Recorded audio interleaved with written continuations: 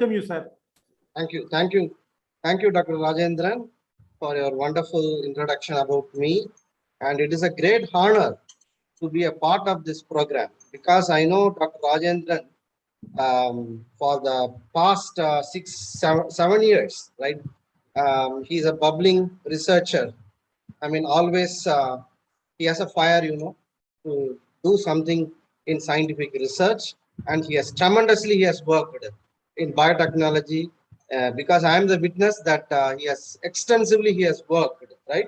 In all forms of research, right? Especially in vitro models as well as other systems. He has gained tremendous exposure, and it is indeed a great honor that he has occupied this position.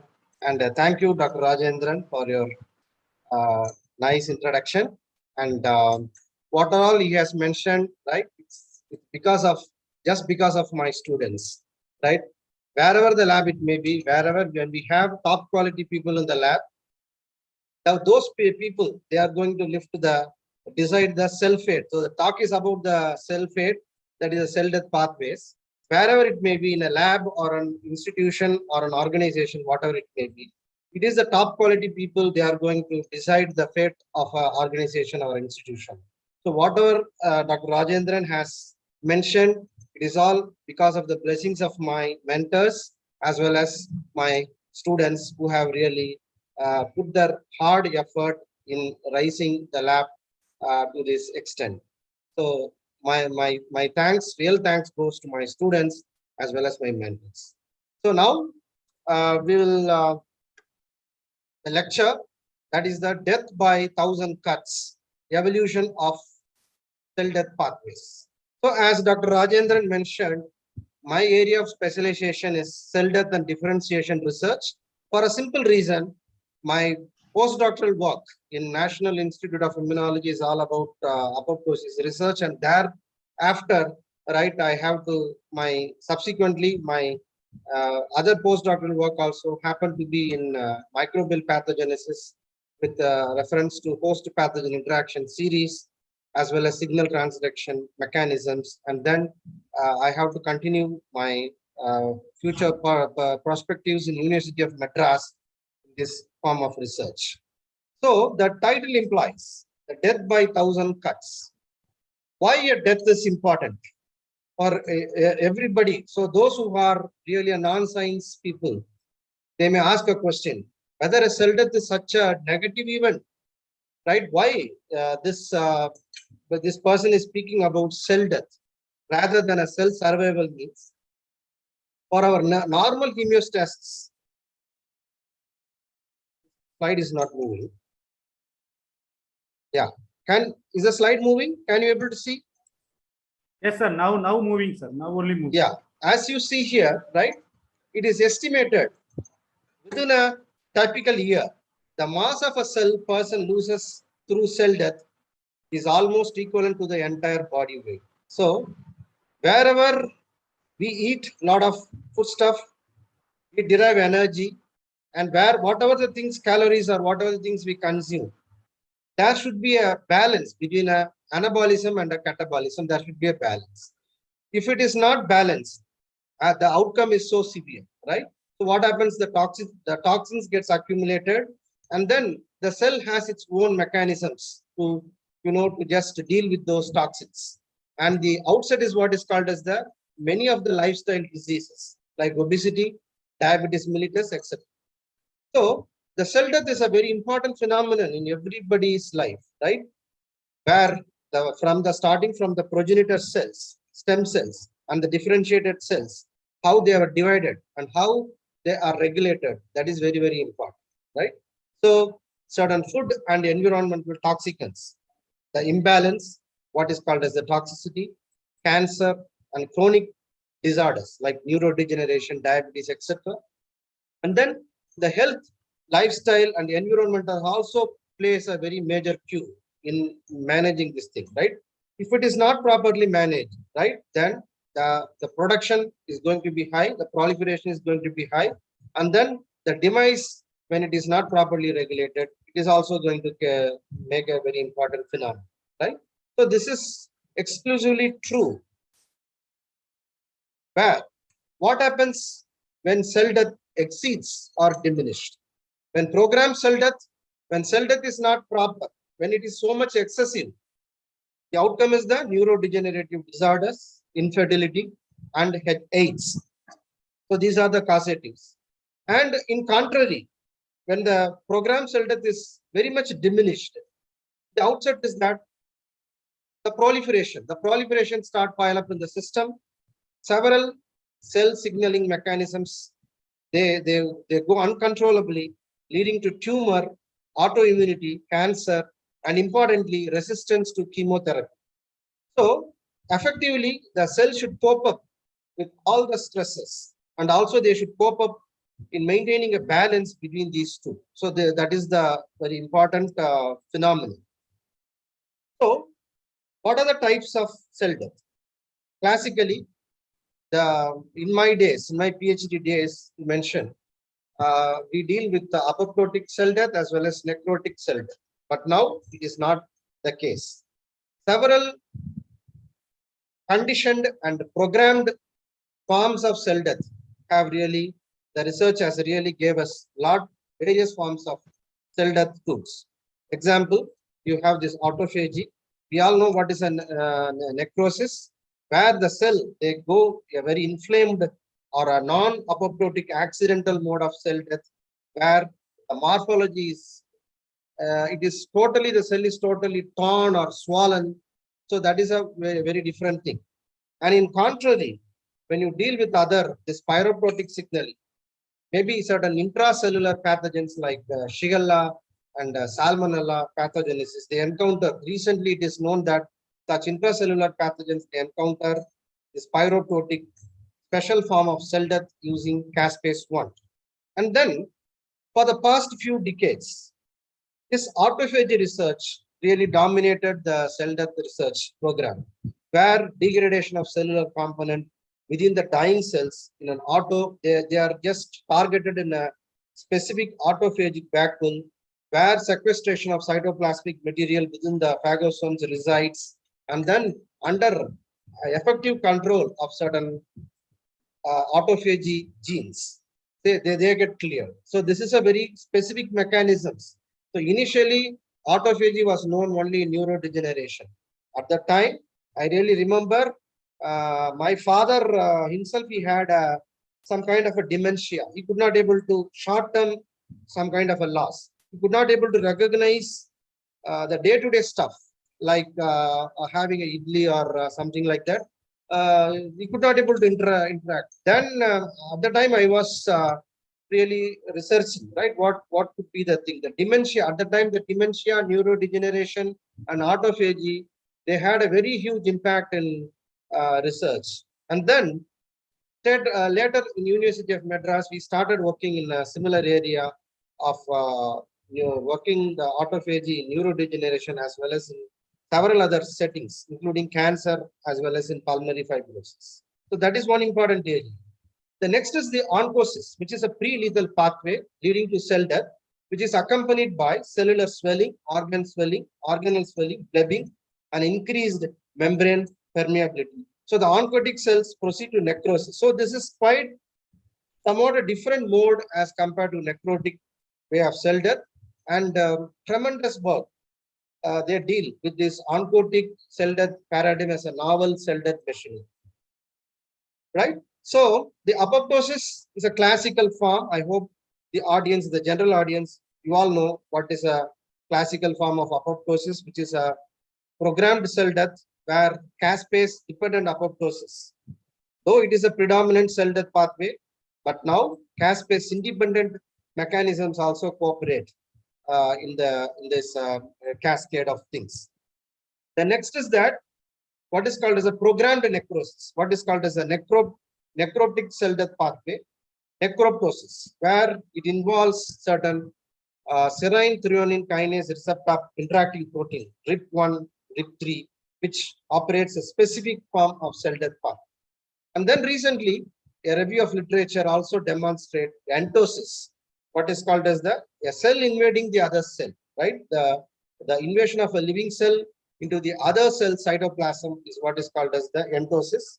The entosis endotic cells referred to as what is called as the cell in cell structure are triggered by loss of attachment to the ECMs, and several distinct morphological characteristics are denoted in endotic forms of cell death.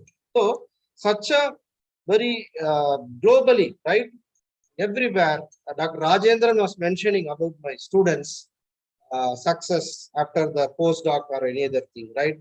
I'm telling that once you have an idea, right, about the patterns, the cell signaling, as well as the mechanics of cell signaling, as well as the cascade, that is the cell death phenomenon, definitely it has a very good scope in research after the PhD. So that is why, right? So this is a very, very hot area. So comparatively, I manage this necrosis, classical apoptosis.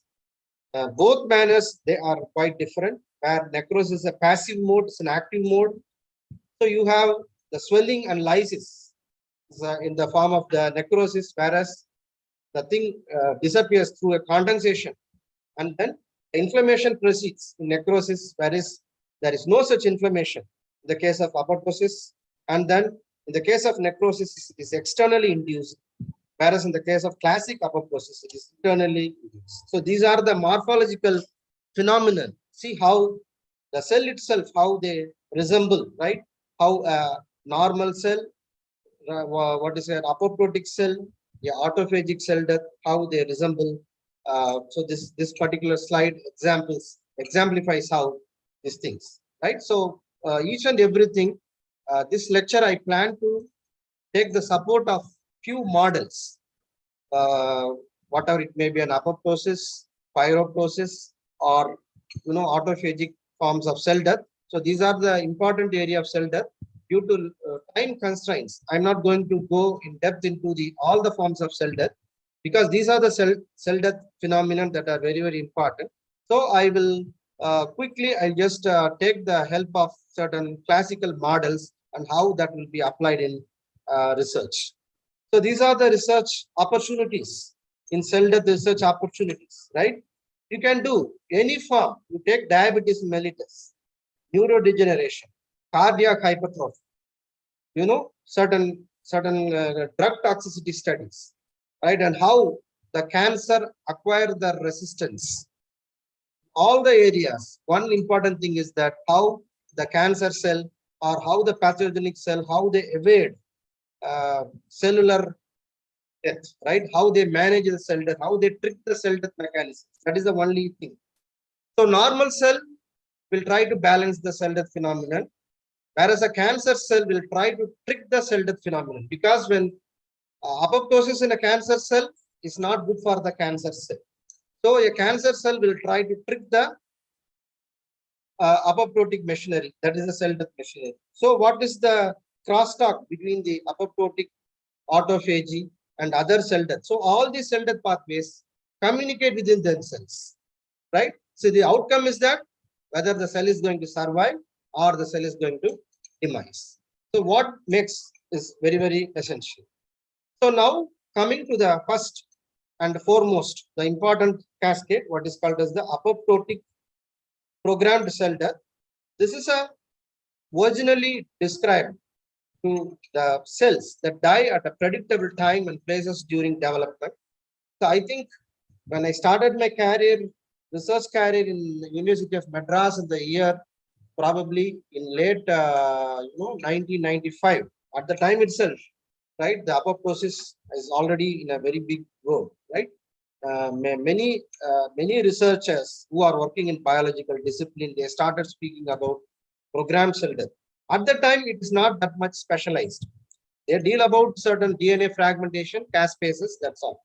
But it is not that much specialized. But basically, what is programmed cell death? As you can see here, during certain spring or autumn season, the leaf, they have the thing where they gradually they fall off, and then they when good time comes, when spring or other time comes, they revive. So who is signaling the particular leaf to commit, to fall off, right? So there must be certain biological signal. That is one example. See, look at this example of this fetus, this particular Head of the fetus. See, the head of the fetus is so large in size. You can see any scanning, right? When you go, when a woman, when a thing is pregnant, right? The doctor advice for screening. First thing they look at the head, the size of the head. So at some point of time, gradually the head should shrink, right? And then gradually, right, when day goes, you'll see the head gradually shrink. Selectively, you can able to see here, there is no interdigital wedges here. It is just going to be a flat. The baby is flat. There is no nostrils, right? There is no reproductive organs. But selectively, at the developmental phase, some of the neurons, they selectively they undergo programmed cell. See how wonderful the nature is. See, at the time of birth, we have trillions of neurons. We have very big head, right? But the system really knows the person's neuron. The neurons are post-mitotic. Whatever the neurons we carry at the time of our birth, those are the neurons that we have to maintain it at the time of our death. So that is the reason, even still in my younger days, right? As a childhood, my childhood days, my parents used to advise my teachers, no, do whatever you like, except the head, right? Don't touch the head, except this thing is your property. They will tell the teachers. So such an important thing is head. Any damage it may be, any damage in the neuron. Damage in the neuron means need not be a physical assault. Maybe due to many factors. One important thing is that worriness, depression, right? Putting so many things in the head. So these are all some silent factors that would cause the neuron age, premature age. You will often see, right? Some people even at the age of 70 years, they are very charismatic. They are very, very smart. You see often some people who will be just 40 years, 35 years, they would have attained that age. What is responsible? Lifespan. I read a wonderful book, what is called as the lifespan. They have mentioned some of the genes. Those are the genes, right? Some important genes like cestrins and certain, sirtuins. So these are the genes. They just expand the lifespan of an individual, right? So how precise it is? Selectively, some of the neurons are dying by programmed cell death. So who is advising the particular neuron? Which is the biological signal that advise the neuron? Among the million neurons, only you can survive. The others should commit suicidal program, right? So when we could able to identify the biological signal responsible for selectively advising that particular neuron to commit a suicidal cell death, then for most of the life-threatening diseases, including cancer, there may be a remedy. That definitely there may be a remedy. So scientists are really working to identify certain biological, what is the biological chemical that is responsible for using that kind of a thing, right? So at the developmental phase, see how the program cell death plays a role, right? So it goes like this. So in the human body, about 1 lakh, most of the cells, they are produced every second by mitosis and similar die by apoptosis. Only when there is a balance between this division and the demise, we call ourselves to be a very normal being. So daily, day to day in my life, right, I exposed to so many signals, hazardous thing, right? And the body repair mechanisms tries to repair it, right? And then a strong balance happens between cell death and cell survival.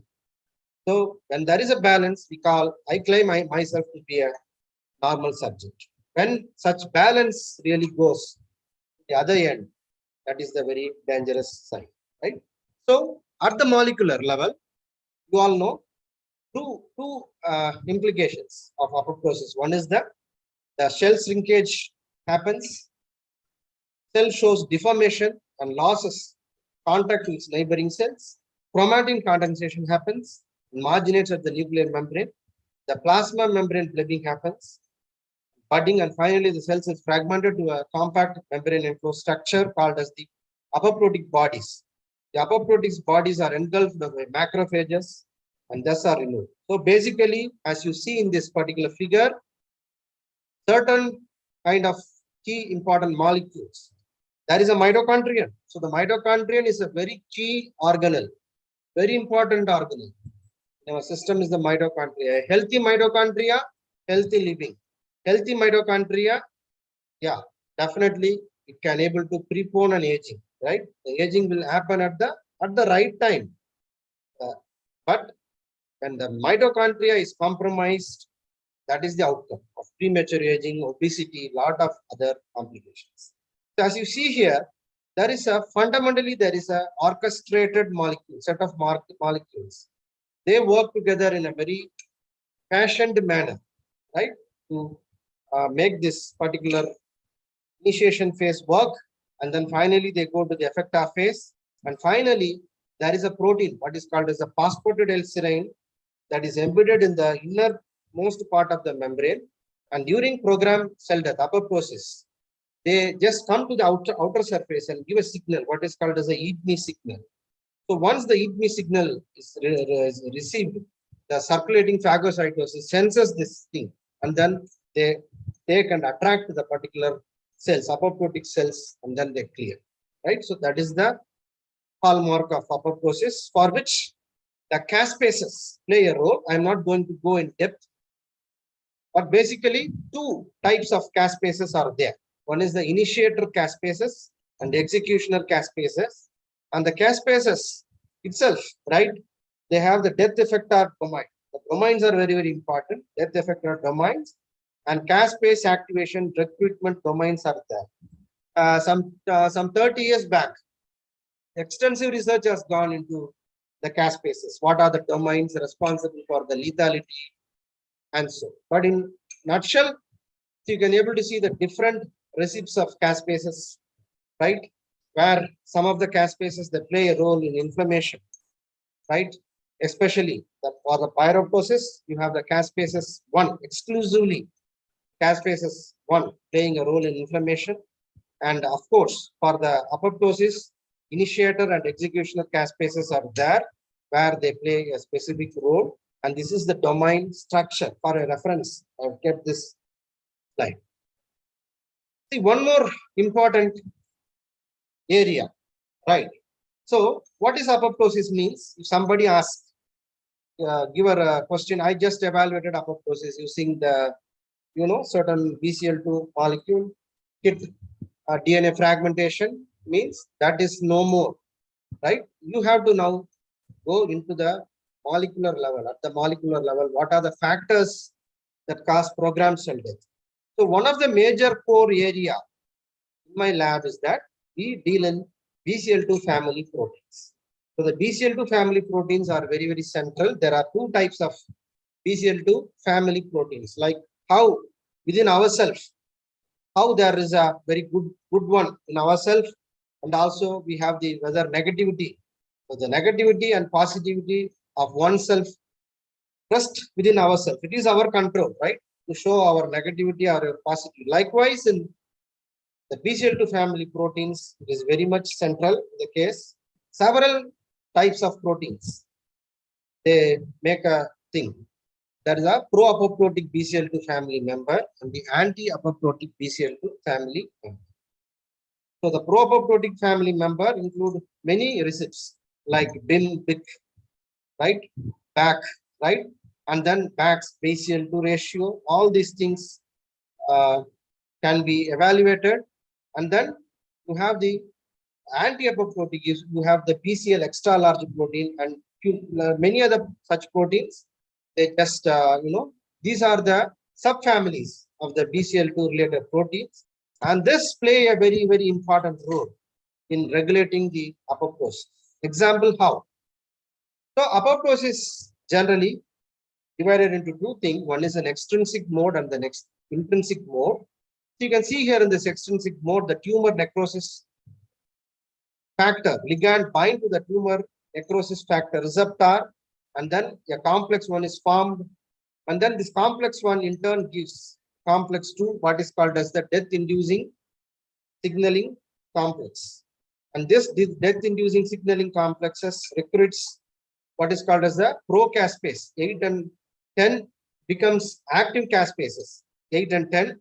And then this active caspases 8 and 10 now recruits other caspases, procaspases 3, 6, 7, leading to active caspases 3, 6, 7, and then further substrate cleavage and apoptotic cell. This is the general thing. Whereas in the case of the intrinsic apoptosis, is the fashion mode encountered by most of the mammalian cell systems, right? See here, there is a protein, what is called as the BH3 domain. This regulates BCL2 family of proteins. So the BCL2 family of proteins is controlled by this BH3 domain. They tightly hold, right? So now during certain cellular stress signal, now bombard this BH3 domain. As a result, the hold with this BCL2 is now relieved. As a result, what happens? Some kind of a membrane transient pore, mitochondrial membrane transient pore. Through this, certain pore is open. As a result, some of the molecules, proteins that are reside in the inner form of the mitochondria, they leak to the cytoplasmic compound. And one such protein is the cytochrome C. Cytochrome C is an integral part of the mitochondria. This cytochrome C now joins with this APA-F1, forming an apoptose zone. This apoptose zone, once it formed, right, now recruits this active caspase 9, gives rise to this active caspase 9, and this joins this particular cascade and induce this cell death cascade.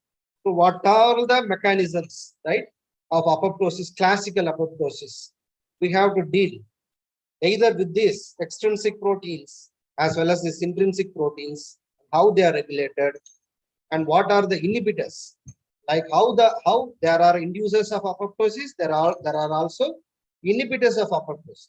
Suppose if you give a drug in a mammalian system, what the drug really does, whether the drug induces apoptosis, right? So that is one area. So we have to evaluate certain classical tools to study apoptosis, cell death. Example, classical, DNA laddering pattern, nucleic acid, fragmentation pattern. And next, what is called as the TDT labeling studies, and then live or dead cell assay, right? And then certain expression of certain important apoptotic proteins by Western blot or PCR. So these are all certain set of assays, COMET assays. So these are some of the set of assays they have designated, right, to evaluate the apoptotic forms of cell. So with these things, I'll just give a very small idea how, a small parasite, right? So I take this example, Trypanosoma brucei, Trypanosoma cruzi, and Leishmania species.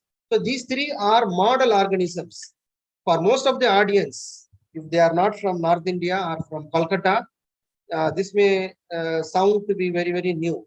The reason is that when you pop up to Kolkata or in Bangladesh, you will often find this species, that is the trypanosomes and leishmanias, play a very, very important role. They are very, very deadly pathogens, right? So see, these are the diseases: cutaneous forms, mucocutaneous forms, and then visceral forms of leishmaniasis. Very, very torturous. Though it is not completely lethal, but definitely they cause a very huge impact in the lifestyle of a human, right? And then to work with the leishmaniasis is such a challenging area. The reason is that, so this is the life cycle. So this is the sandfly. So the leishmania resides in two stages. One is in the sandfly stage and the other in a mammalian stage. Now you see the cell death and differentiation phenomenon. See, in the sandfly, they remain in the form of a promasticode. See, the long tail, can you able to see here? The form of a long tail, right? They have a single mitochondria. And then when the sandfly bite a human, they go to the human and then they transform. They lose this promasticode. The promasticode means a tail, a small flagellated one. They lose the tail and they become a amasticode form, the down one, right? Inside the macrophage, can you able to see here? The amasticode, yes, round one. There is no tail, but they are locked. So when you take the promastigote and then the amastigote, the pathogenic signature that both of them hold are entirely they are different.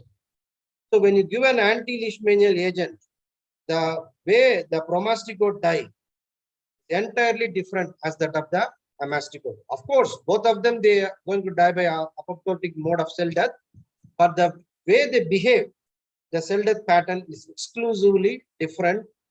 The case of the sandfly stage as well as in the see from the small parasite from the sandfly to the amastigote, from the promastigote to the amastigote, they could able to transform and they could able to adapt to their circumstance. So that is very, very essential. Every human, right? Every parasite, even this current COVID pandemic, I'm telling, there may be million virus will be approaching the, the angiotensin converting enzyme, the ACE, the lung, the receptor, but not all of them are successful. Only the virus, which is so powerful, alone, it could able to enter and manifest an infection. The other, probably they commit a suicide. Why? Only when they commit a suicide, then the number will be limited, and then the whatever the limited number, they can able to maintain 100% infection. See how precisely they take up a decision, right?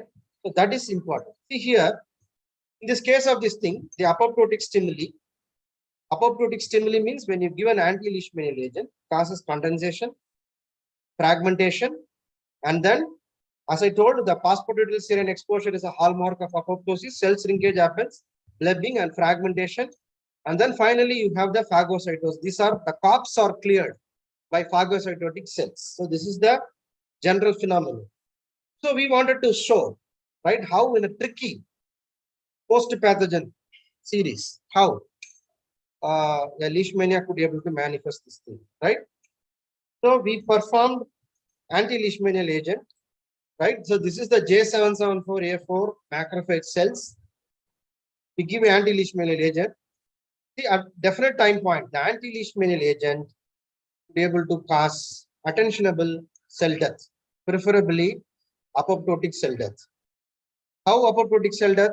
This is denoted by the number of TDT cells. You can able to see here, this is the first 3 are the control, right? The cells are normally at a 0 hour, and this treated with the particular anti-leishmanial agent. Here I have used potassium antimony tartrate. See, selectively the cells could able to undergo a number of TDT cells. So the TDT labeling is an index. The more the TDT labeling, which means that the cells are undergoing apoptosis. So now, knowing that the cells undergo a form of cell death, we know that the parasite has a single mitochondria. With a single mitochondria, the parasite, if it could able to undergo a apoptotic cell death, it could able to preserve the mitochondria. We perform a potentiometric dye, what is called as the JC1 dye, which is a very sensitive probe to evaluate mitochondrial potential loss. So the red indicates normal or very high potential. So the normal cells, the parasite has a very high potential. And then when you give anti-leishmanial drug, upon administration of anti-leishmanial drug, see, there is a extensive green is observed, right? And note here, see how the parasite is tricky. Not completely all the areas are green in color. It has a reserve. The parasite has a reserve of certain red regions. Why it is so? Because it is clear that anyway it is going to die by apoptosis, and then the reserve energy is needed for clearing the particular thing through phagocytosis, for which ATP is needed. So to have that ATP, even in our days, the ancient, especially in our the elder people, right? Those who are 80 years and the age, some in villages they used to tell, right? See, I have a money, right? I have saved some money, right? If I am no more, suddenly if I am no more, you use the money, right, to safely dispose me, right? to safely bury me. So that is still in certain villages, that kind of a thing, right? Likewise, right, the parasite has certain kind of a reserve energy that is basically to safely clear them out of the thing. See how programmed a small unicellular parasite, how very programmed it could able to cause its cell death. So the apoptosis is mediated by mitochondrial outer membrane permeabilization, leading to nuclear condensation, shrinkage, and bleeding, right? So this is the cell membrane. So this is observed. So we perform DNA fragmentation analysis, been able to see a kind of a shearing, right? And then this N labeling studies also reveal, right, that these cells could able to cause attentionable, apoptotic cell death in promastigote as well as in amastigote forms of Leishmania donor. So the nutshell is that what happens anti-apoptotic, when there is a balance in anti-apoptotic and pro-apoptotic protein, then there is a balance in the cell survival and cell death. That is the thing. Suppose when the pro-apoptotic protein is so high, what happens? Ultimately, there is going to be an imbalance, right? So that may be due to a cell death, that may be due to a complete loss of mitochondrial potential, that may be one area. Whereas in the case of the other scenario, when the anti-apoptotic protein is so high, then the cell will take to a cell survival mode. Whatever it may be, generally you must observe the major difference between apoptosis and a necrosis is that in apoptosis, there is a, energy, reserve of energy is there. Whereas in the case of the necrosis, right, there is a complete loss of the ATP is there. That is a major difference, right? So here in this Leishmania, from the host perspective, what happens? The parasite will try to induce, right? The parasite will try to commit suicide themselves, right? That is from the host perspective, means from the host side. The parasite has invaded the host cell. So the host, what it will do? The host will, try to generate certain radical and kill the parasite. So that is one option. Through this mechanism, no infection will be there. The other method is that induction of the host will try to commit suicide itself. So as a result, then when there is no host, there will be no energy for the particular parasite to survive, and then the infection will be avoided. So these are the two scenarios that may happen. Of course, in the case of the parasite perspective, the parasite will try to escape the host and cause an infection. That is the category 1. And the category 2, the parasite itself will selectively, some of the parasites will undergo suicidal program to maintain a better infection. Because when the infection is so high, when the parasite number is so high, infection will not be that much pronounced because the energy may not be there, nutrient may not be there to feed all the parasites. So to have that, they will control its own number to maintain a successful infection. And then the third option is that they induce host cell apoptosis, because only when the host cell apoptosis happens, then the parasite could be able to spread to the neighboring cells and do certain kind of a thing. So that is the thing I wanted to tell. So classically, the apoptosis is still a very fantastic mode, right, to study with the minute form of apoptosis research. You can able to blend your research such a manner, lot of things could be progressed in apoptotic forms of research, right? So as a result, so you have the cell death, you have the passive form necrosis, that is an unplanned death, active form, which is a programmed cell death, regulated intentional cell death, follows well-documented series of stages, can be reversed before final stages reached. And then here the programmed cell death, again it is called as a slow death, what is called as an autophagy. In the upcoming slides, I'll tell you what is autophagy. And then you have the fast, what is called as the, the apoptotic cell death. The timing is running, so I'll just make a thing. So this is the evolutionary conservation of apoptosis. Even if you go to any C. elegans lab or Drosophila lab, right, you will often find they will identify many novel, the partner, right, of the mammalian counterpartner of a cell death paradigm. Many such programs of C. elegans, many such this thing, they come from C. elegans, started from C. elegans and then Drosophila, and then in the mammalian stream, right, lot of other pathways, members, family members, BCL2 family members that orchestrate apoptosis has been identified, right? So that is the thing with the apoptosis. The next form of cell death is the pyroptosis, which is a very more recently form of regulated cell death with morphological and biochemical properties distinct from necrosis and apoptosis. So the pyroptosis is a pathway where it exclusively it works with caspase 1, right? It recruits only caspase 1 dependent cell death, right? So the caspase 1 is present in cytosol as an inactive zymogen and is activated in a complex called the inflammasome. So recently, even if you check the PubMed, there is a incident. I thought that the pyroptosis is a part of the intracellular pathogens like Shigella or Salmonella or the pathogens which have a flagellated thing. But no, it is now in cancers also, right? The role of this pyroptosis has been addressed. Basically, the inflammasome is formed. The inflammasome is formed.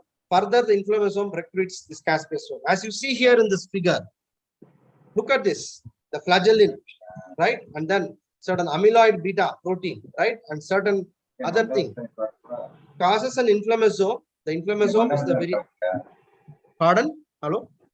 The inflammasome is the important thing where it recruits caspase 1. See, that is the where it recruits this particular caspase 1, active caspase 1, leading to this pyroptotic kind of a cell death. So during pyroptosis, recognition of bacterial, viral, or post-danger signal induces the formation of different inflammasome by triggering polymerization of NALB3, right, through the adapter ASC protein where the caspase 1 is involved, right? So wherever there is an extensive inflammation, this is a thing, right? I also worked in certain intracellular pathogens, that is a Shigella flexneri pathogenesis. See, this shows the MRI, that is a magnetic resonance imaging of Shigella flexneri infected ear loop model, where right, it was at the time given in India, the MRI was just started slowly growing in the technology. This was shot some 20 years back, where we worked on right, the ear loop model to show the inflammation, where the MRI could able to clearly reveal the inflammation. And then further thing, we revealed, right, how Shigella could able to make some kind of a pyroptotic like cell death, right, where certain, see the docking, the parasites are locked inside the thing, and then phagocytotic vesicles come, and then they are cleared, right? The parasite, the bacteria induced the host cell death, right, shown here, right? So this is using a cell line. So several kind of a thing, right, as a thing. The next is the ferroptotic kind of a cell death. It's a very, very interesting form of cell death. As all we know, the lipid peroxides play a very important role. Iron dependency. See, these are the lipid peroxide accumulation and iron dependency are the important thing in ferroptosis. Recently, this ferroptotic cell death is gaining attention in cancer biology. Even in my lab, right, we are working in ferroptotic mode using certain agents, right? We connect the ferroptotic as well as what is the crosstalk between ferroptotic, autophagy, as well as apoptotic in two other experimental models. The work is still going on, but basically it is characterized by shrunken mitochondria, increased mitochondrial membrane density, disruption of membrane integrity, and depletion of NADH, but not the ATP level. So this is the thing with the ferroptotic mechanisms. I'm not going to go in depth into the thing, but basically lipid peroxidation mediated, and this has a very great attention in cancer cells, in the metastasis of tumor cells. The ferroptotic thing plays a very essential role. Next is that one of the focus of the cell death paradigm, what we work in our lab for the past 10 years is that we work in a selective form of autophagy research, right? We work also in non-selective as well as the selective form of autophagy research. So this is a very, very important context in the sense that this is a burger. This is a what is called as a burger meal. So what happens when you take a burger meal? The first 10 minutes, see the brain prefer high calorie foods. After 20 minutes, addictive sugars. 30 minutes, a severe sodium attack in the body. And after 60 minutes, slow digestion. And the burger to completely to clear of the system, it takes 24 to 72 hours. This attracts lot of lifestyle diseases like obesity. So when there is an obesity, that is a small indication, right? Especially for women, estrogen is a guardian. And for men, right, the active stomach, right, and intestine should be active, right, in the thing. When there is a small, right, when small kind of a tummy or any other thing, that has to be corrected at the early thing, right? When it is left unattended, what happened? Very, very gradually, it will invite other spectrum of diseases, right? Yes, exclusively, the obesity is a small sign, whereas, right, many other diseases like hypertension, cardiac problems, diabetes mellitus, all these things, right? The major thing is that poor lifestyle habits. So that is a thing. And highlighting these events, right? I just thought that, okay, I already told that, right? Cell death is my area. I was working in apoptosis, and that why not, right? Autophagy. So the autophagy means, if it is the liver has a capacity to regenerate. Likewise, most of the tissues in our system, it can be repaired. But what happens when there is some problem in the brain? That cannot be, that is a very serious business, So that has to be dealt in a very difficult thing. So to make that particular thing work, right?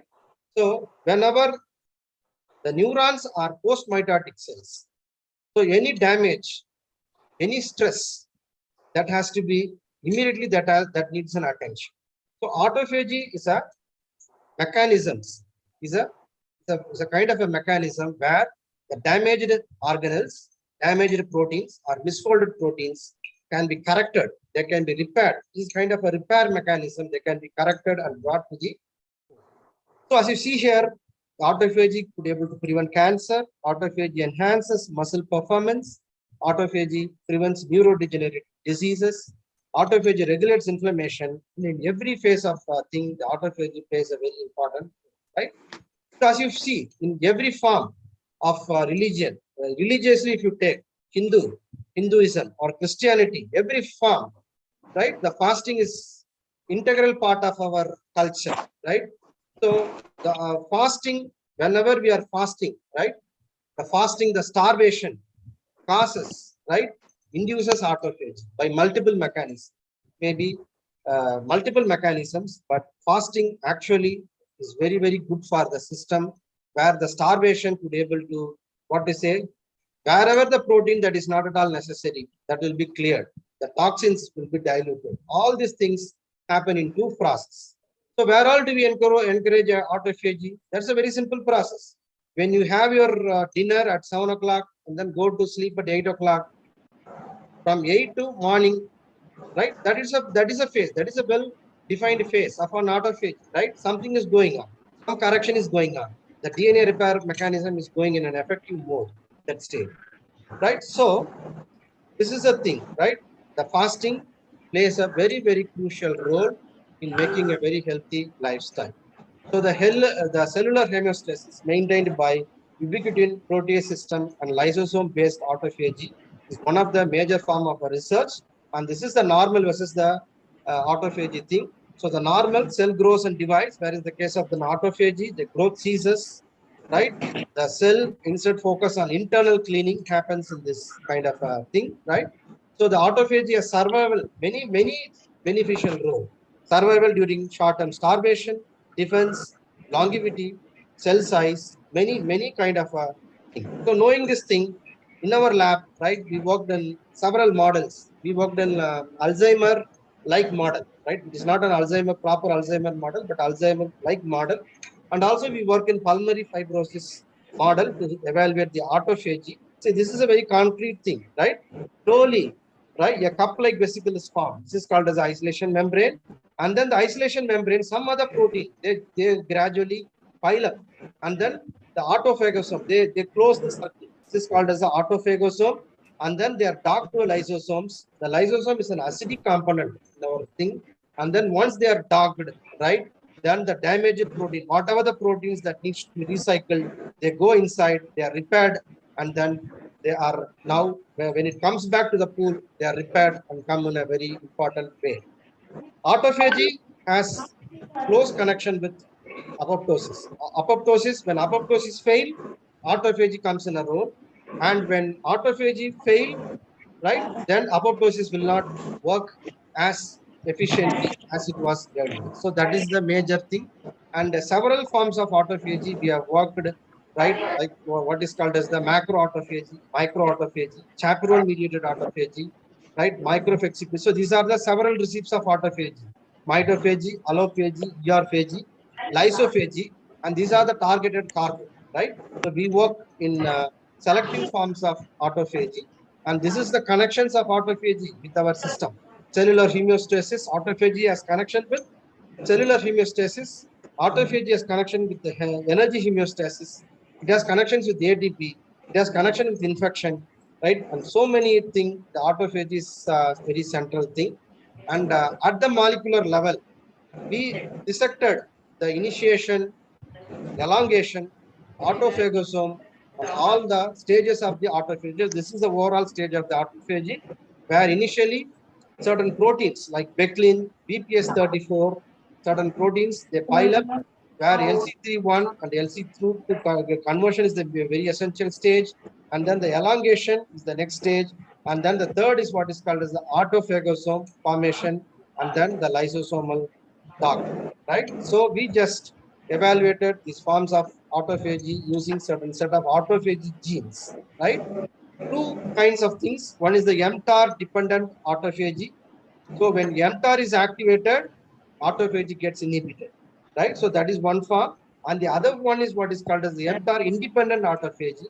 We have worked in both the forms of mTOR, PI3, ACT, mTOR dependent forms of autophagy, and also in mTOR dependent of autophagy, and how the autophagy proteins behave in normal as well as in cancer settings that we have worked in the thing. So this is the thing we worked in Alzheimer disease, where the hallmark are the neurotic plaques and neurofibrillary tangles. That is abnormal protein aggregation, right? That we worked in, neurodegeneration model. But of course, currently I am not working in neurodegeneration.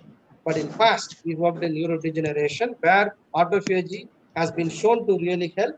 And second one is that we work in related to COVID, what is called as the idiopathic pulmonary fibrosis research, where extensively using idiopathic pulmonary fibrosis, right, as a model. This particular model has been generated by my students in India. Few labs really do work in idiopathic pulmonary fibrosis. It's a very complicated disease to really work, where the lung gets severely inflamed, and then several extracellular matrix components, and then a severe fibrotic events orchestrated by certain cellular signaling components. They play a role, and we work at the mechanistically. We have elucidated the molecular pathogenesis of how the normal lung is transformed into a fibrotic lungs, and for which how autophagy could able to work in part. I think in we are one among few labs internationally to work in this autophagy, that is in pulmonary fibrosis. We are one in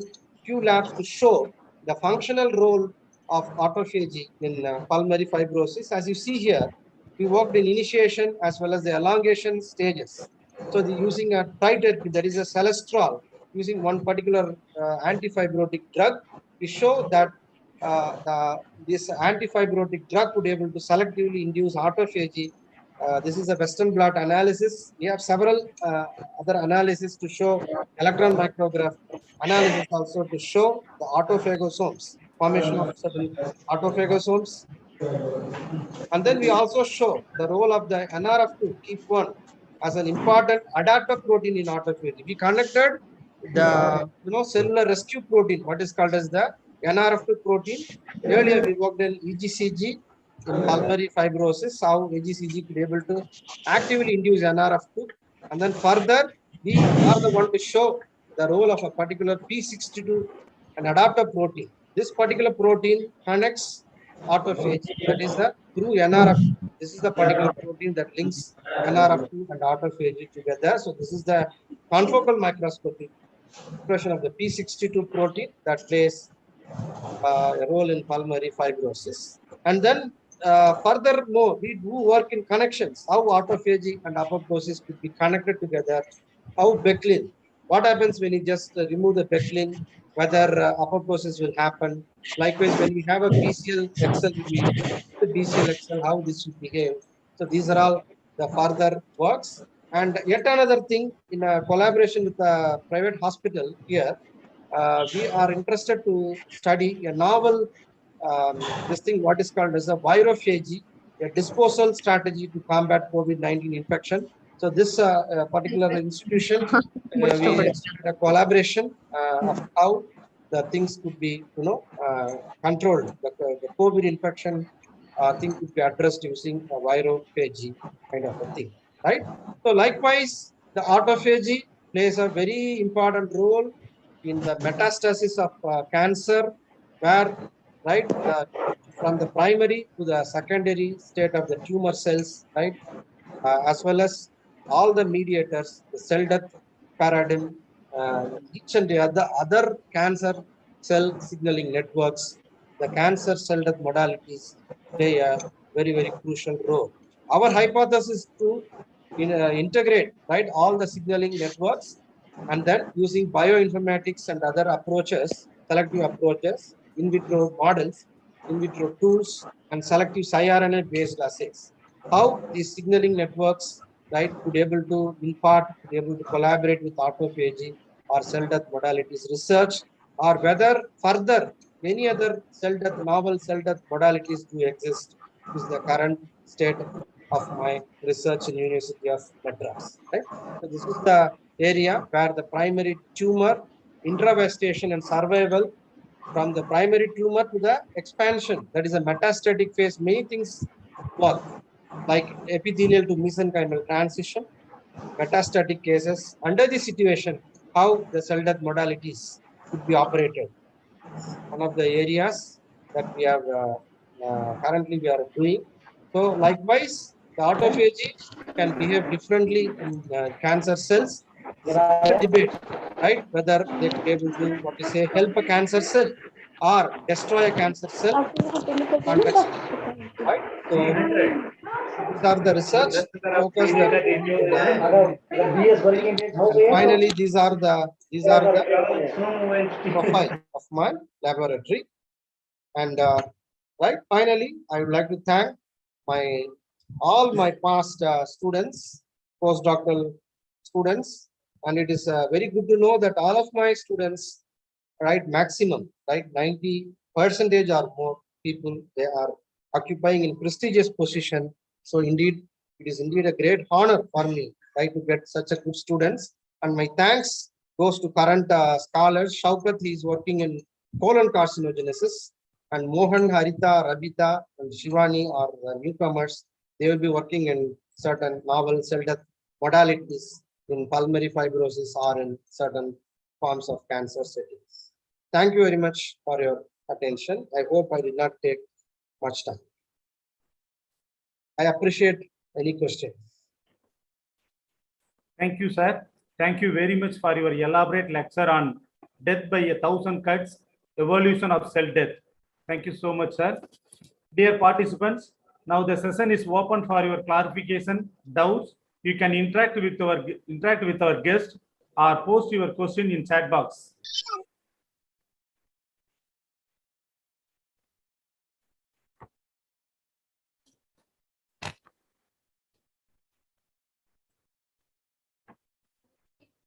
Sir,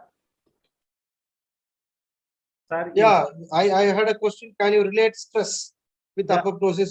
Definitely, any form of stress, it is not at all good, right? The stress may be of two types, right? That depends what type of stress, right? The cell really goes. Example, right?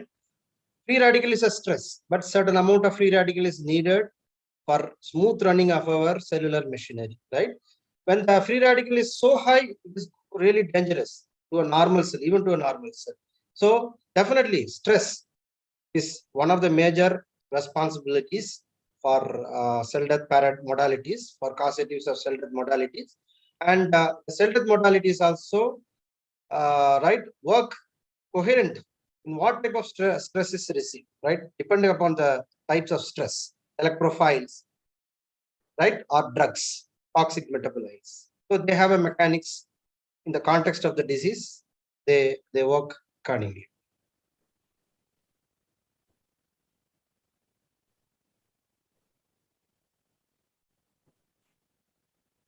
You are talking about the work stress nowadays. Exactly. I told that. See, I am the classical example. I am just the classical example. Definitely, I would have been a very better person, right? If not in research.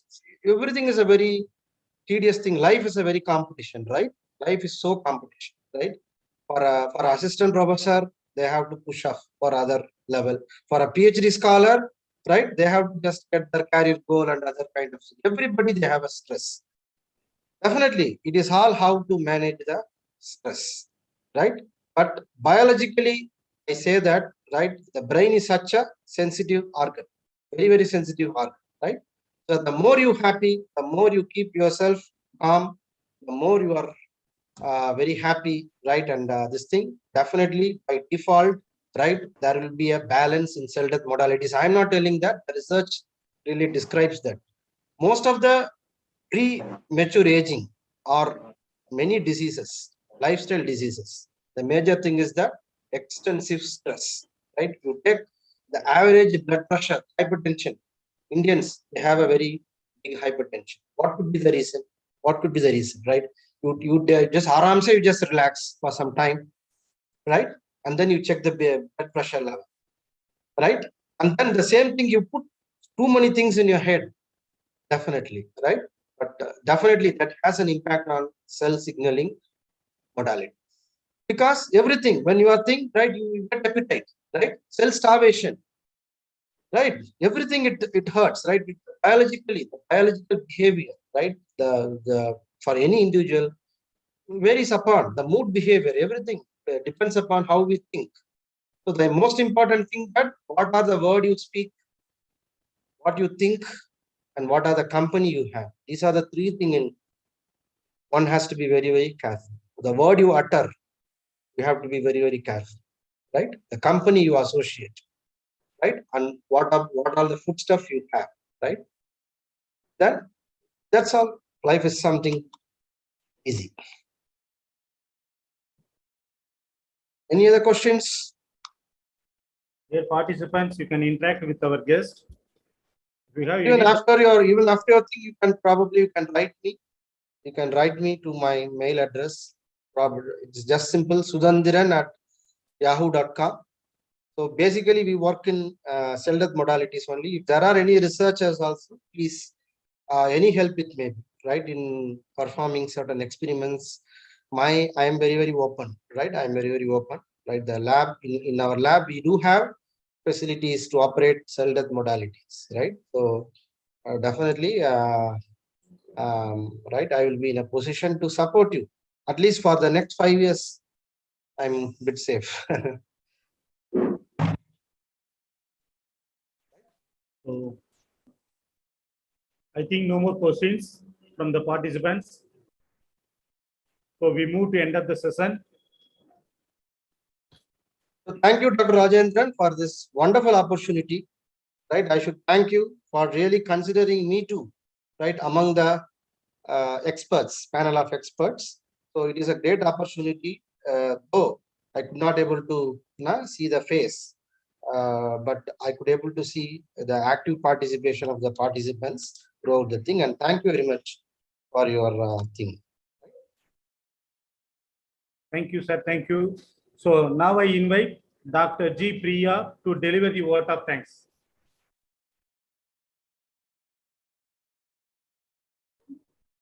Madam, please. Thank you, sir. Good afternoon to one and all present here. Saying thank you is more than good manners. It's a good spirituality. This is Priya, Assistant Professor, Department of Biotechnology. On behalf of our department, SRMIST Ramapuram campus, I am glad to be standing here to express my vote of thanks.